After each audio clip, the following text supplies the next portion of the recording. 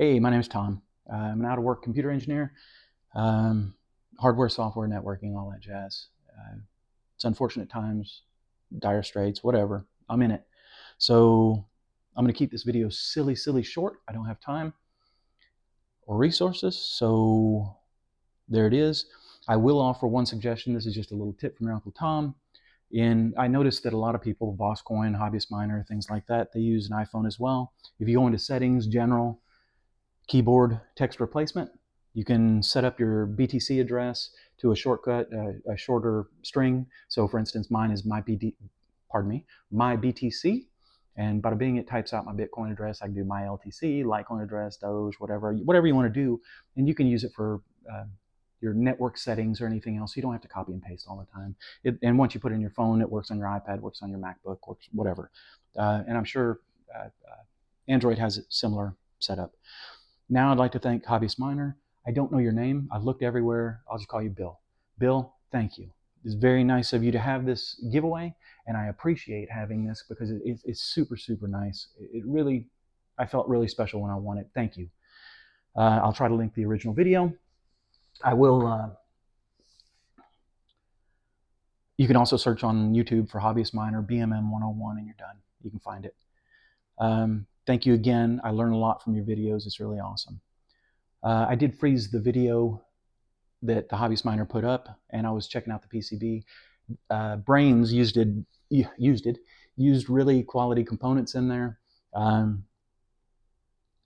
They used an STM 32 microcontroller in it. It's professional grade microcontroller. It's not your espressive based microcontrollers. They did add in the BCB 101 for this. They added an ESP32 for wireless, so I'm sure it's communicating back with the STM. So just to get the wireless data, really cool, good implementation of it, and a solid choice. I mean, it's a good thing, but I'm glad they didn't use an espressive microcontroller for the main MCU. So it's a solid product. Everything, all the way down to the PCB, is really nicely made. It's a quality product. Even the cabling, the header connectors on it that go from PCB to PCB down to the ASIC PCB. It's great for manufacturing. It's great for repair. It's great for service. Anything. I mean, all that jazz. Let's see.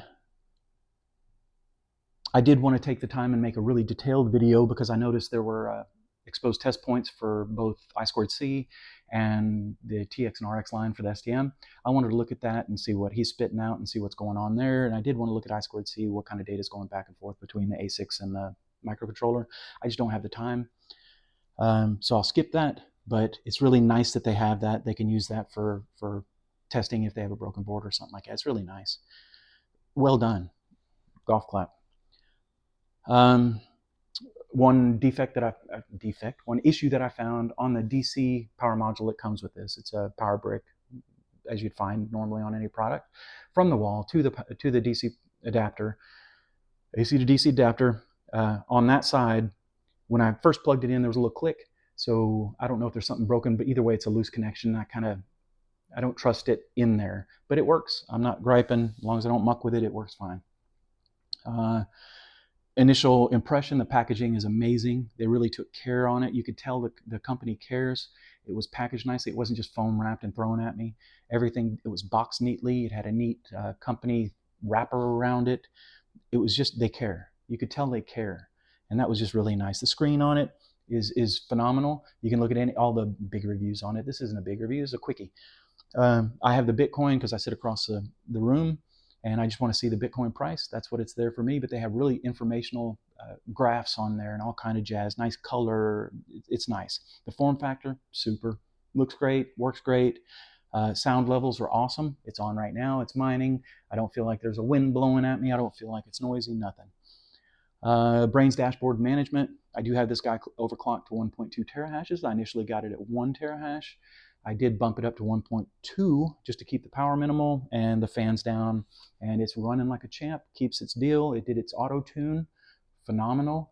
I love that. I wish it was a little bit more exposure as to what it's doing in the auto tune. I can see, because I really sit there and watch it. I'm a nerd.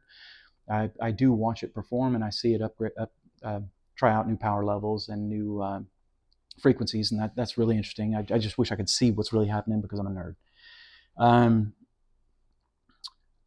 One thing I don't like in it, there's no comma separators in the long numeric values.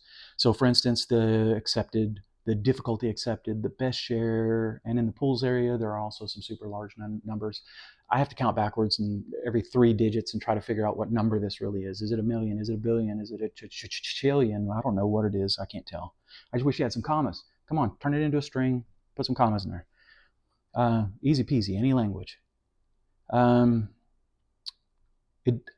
I have a very hokey internet connection.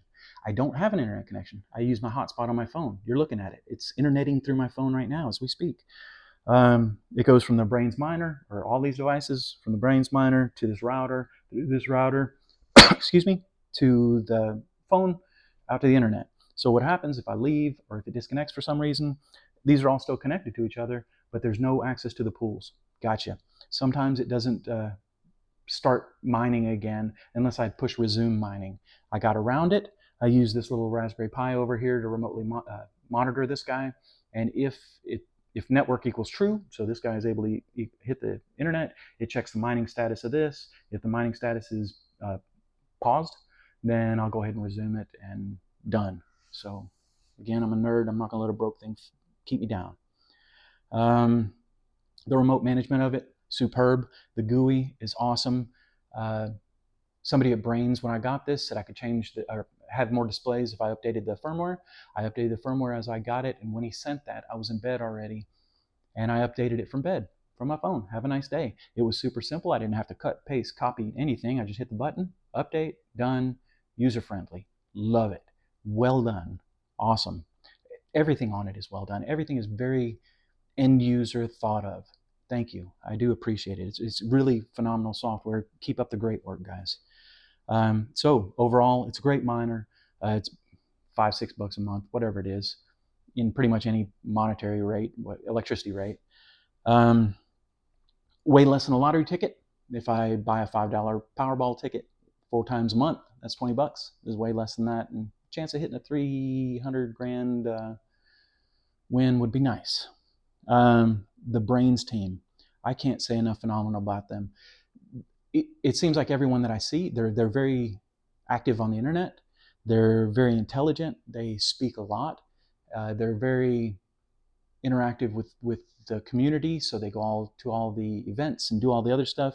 They communicate with their users on the internet and via support. I asked a support question. I asked, what in the heck's SD card for on the back of this thing? And they quickly replied, and they said the SD card's not for the user. It's just for service if they need to update something or do some stuff. It's for them. Okay, whatever. They answered me. Thank you very much. Promptly, done, I'm out. Thank you very much. It's really awesome. If you wanted to know that, it's not for me, not for us. But again, the Braiins team, phenomenal. Love you. You guys are great. I like that this is not a Chinese product.